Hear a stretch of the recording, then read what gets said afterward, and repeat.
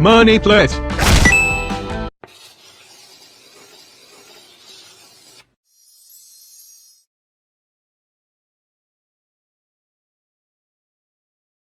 Hey guys, I just got done watching the Once Upon a Studio animation that just came out. Like, it came out just a few hours after this upload. Like, yeah, it's kind of like that. Right now, I'm busy doing a couple big projects, one of them being on Disney and the other kind of Disney. So I don't have a lot of time to talk about this. Like, I just want to get this done because it just came out and I imagine that everyone's going to be talking about it, and I thought I'd throw in my impressions. I saw it on ABC when it first came out earlier today, and yeah, so if I don't have all the footage, I'm just going off all the footage I could find on YouTube. It's kind of strange that we got this now, because I could have sworn they were going to wait for Wish to do this. You know, the film that's coming out later this year, not The Cruise. I don't know why they did this early, but hey, that is one less reason for me to see that movie now. Seriously, it looks very generic, and I'm a bit worried about what they are going to do with the villain. Please be like the Renaissance again. Just please make an actual good villain that's not a twist, redeemed, or not a villain, please. But before I talk about that, I want to talk about this other 100th animation that came out earlier this year. Warner Brothers 100th Anniversary. Spoilers for both, I guess. If you want to know which of the two is better, the Warner Bros. One is definitely much better. Just go see that one. I mean, the Disney one is technically better, like it has the better animation quality, but you know me, I'm more of a comedy writer person as opposed to just the animation. I mean, that's kind of how I describe my thoughts on what it would do. Beautiful animation, best looking animation of all time, but the story is shit and therefore the animation overall is shit. Anywho, Warner Bros. 100. So in this one, the Teen Titans get to host the 100th anniversary of Warner Bros. As a whole. You know what? After all they've done over the years, I can kind of see that. Ever since 2018 with their movie, their show got better and better. Like, I really like the quality of the show. The first 5 years were kind of meh, and nowadays they're not the best thing ever, but it's definitely a lot better than what it used to be.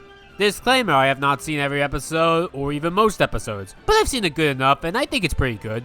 If there's any show that I think would be perfect to celebrate Warner's 100th anniversary, I think Teen Titans Go is the perfect answer. They started when Warner turned 90, so they've been at it for 10 years. Both of these animations, by the way, are more or less just a Easter egg hunt. Like, hey, these characters were around for the past 100 years, let's use them.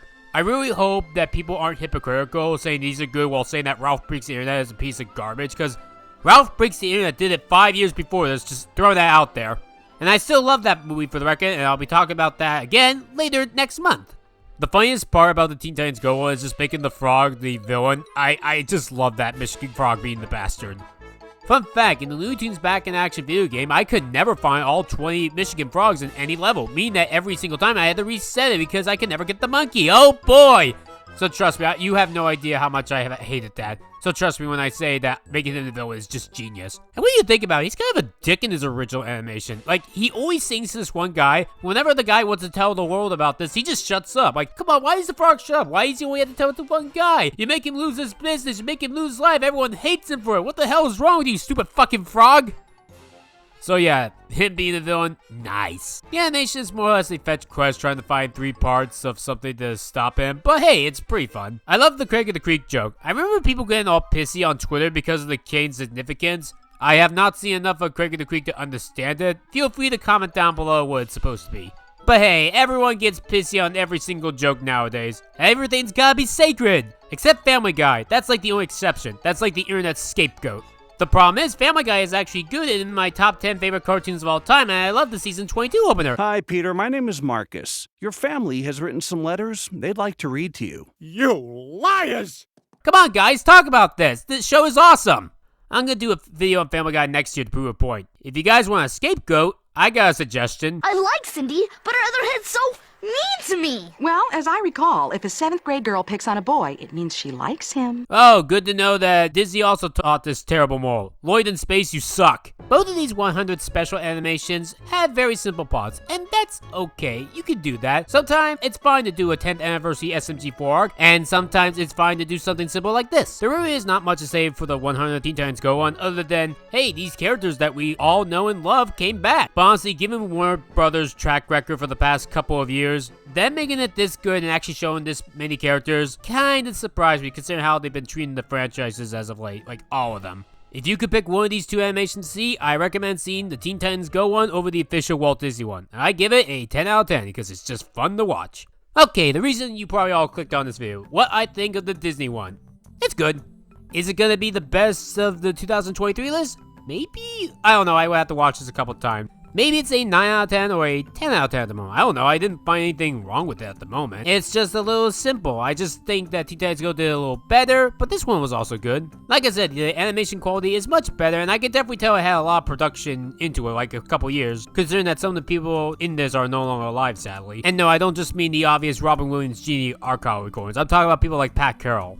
I guess the reason why I'm not the biggest fan of this animation in hindsight is because I kinda knew what we were going for going in. Like, they already gave a trailer giving out more or less everything. This is the exact same problem that happened with Rocko's Modern Life, where the Rocko's Modern Life trailer for 2019 gave out everything in its trailer, like in the first 2 minutes. The whole movie is just that trailer. Still an amazing film, though. It's the same issue here. You get the characters doing all this stuff. Like, heck, they even leaked the picture a whole week in advance. In fact, I think they did it a couple weeks ago, now that I think about it. If I'm wrong about anything, I don't have a script for this one. I'm just going off my thoughts in my head. Easily the best thing about this, though, is the character interactions. That's kind of the selling point. I love Merlin's interaction with the Mad Hatter putting the fish in his hat. That's funny.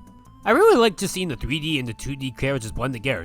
This is very... Obviously, if you couldn't tell, this is like animation into live action. Kind of like something like Who Framed Roger Rabbit. And honestly, the quality is up there. As much as I love the Chip and Dale movie, one of the issues I did have is that the 2D characters were not 2D characters. They were actually just 3D characters plastered with that weird animation scope. So they were kind of lying about the animation quality overall. But here, though, these are actual 2D characters. Bro, I love the part where Winnie Pooh just stuck in the picture. That's funny. Although, it is just another typical, what does X do when you're not looking scenario? But, just a nitpick. And I like the little song at the end with all the characters singing together. That was cute.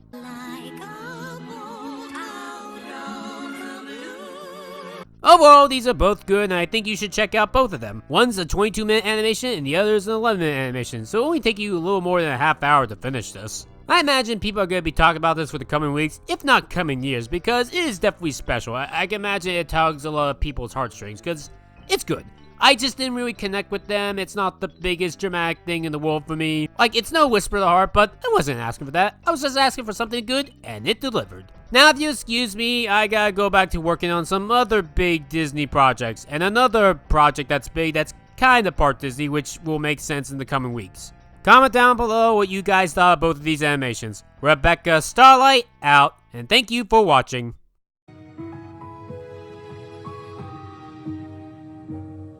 Gotta go, but thanks. On with the show.